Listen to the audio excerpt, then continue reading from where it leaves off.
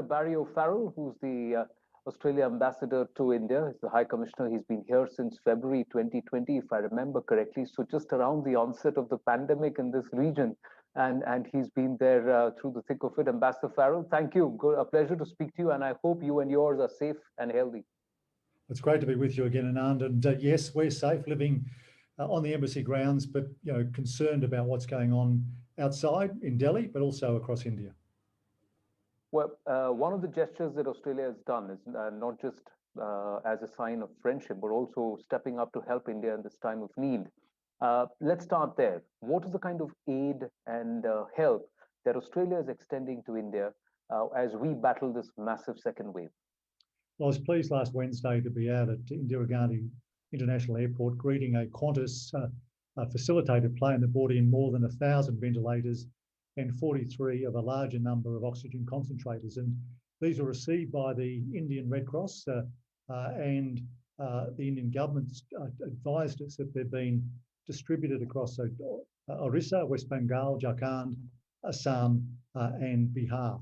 So we anticipate a second flight later this week, early next week. And we're delighted to be part of what is now a global response to the emergency here in India. Often hear Indian politicians talk about viewing the world as a family. And we've certainly seen that in action over the past a year and a bit in the way in which India has looked after its neighbourhood and other countries around the world.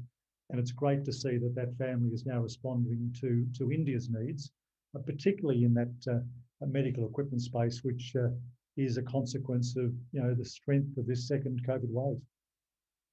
Yes, in Sanskrit they say Vasudeva Kutumbakam. That's a philosophy that it's a civilizational ethos here for those who belong to this region and Bharat, that we treat the world as our family.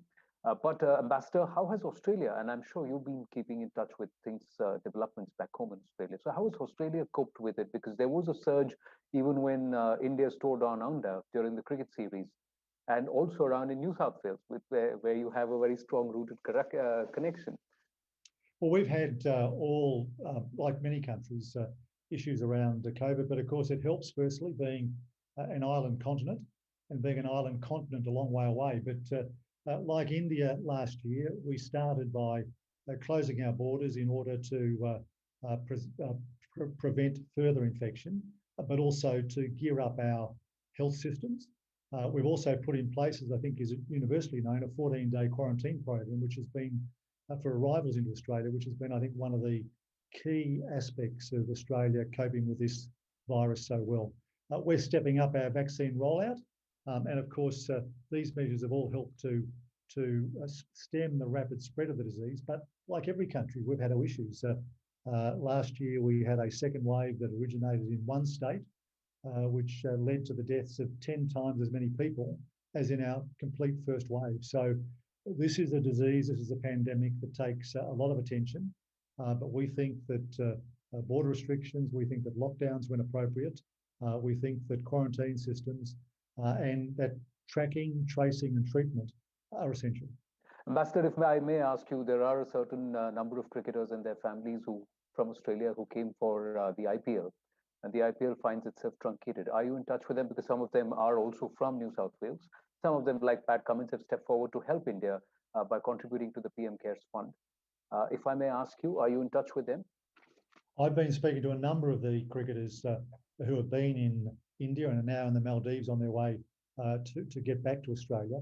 I think what Pat Cummins did, what Cricket Australia and the Players Association have been doing in donating to the cause, again reflects not just that while we might be fierce rivals on the cricket pitch, we're close friends in the dressing room, but also I think the increasing cooperation, collaboration and friendship between our two countries.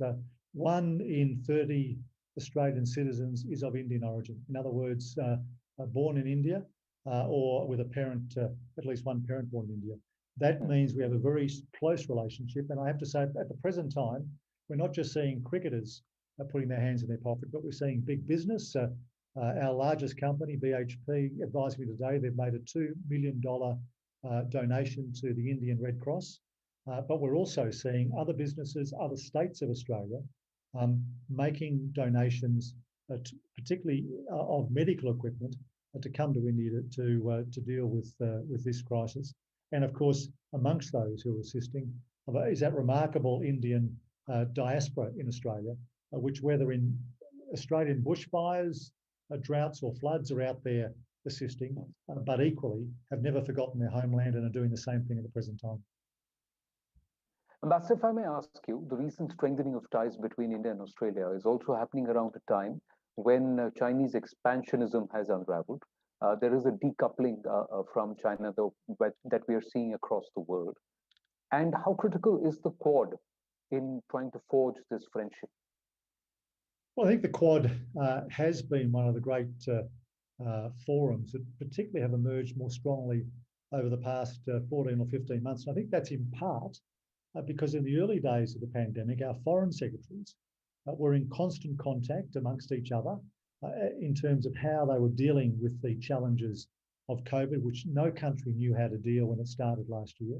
They extended that in our region across other nations like South Korea, like Vietnam, like New Zealand. And I think that is one of the things that has brought it close together. And of course, we recently had the first Quad leaders meeting, which was historic, but also demonstrated that it was prepared to address some of the key challenges confronting the world. And the first of those, of course, was COVID, with a vaccine rollout in our neighbourhood. The others, of course, were around supply chains for critical technologies, and of course, the third one related to climate change. So I think all of those issues have brought our countries, bilaterally, Australia and India, but also quadrilaterally with the United States and Japan, closer together. But, you know, I wouldn't be being honest if I didn't say that the stance and positioning of China in recent years hasn't contributed its own energy to that relationship. We've seen, you know, I would not be telling the truth if I suggested that China had not changed in recent years. And we've seen every country seek to re-establish and recalibrate their relationship with China. The issues that Australians have with China are clear, but you know, we continue to say that we want to have good relations with all countries. And if we do lose trading contracts with one country, we'll do what we've been doing. We'll continue to do what we've been doing for 200 years, which is to look for other markets. And of course, one of the agreements signed by Prime Ministers Modi and Morrison last year was to improve and increase trade and commerce between our two countries, and also a commitment to that long anticipated free trade agreement between India and Australia. How significant is the India-Australia friendship if we look at the Indo-Pacific? You know, from the Quad comes the Indo-Pacific and this region and strengthening, and also freedom of waters and also to trade and to traffic. Look, you know, I think the relationship continued to strengthen a number of years ago because we both understood that the Indo-Pacific is our neighbourhood. It's the area in which we live. It's an area in which increasingly is becoming important globally. We're seeing power shift from the North Atlantic to the Indo-Pacific, and Australia and India led the charge.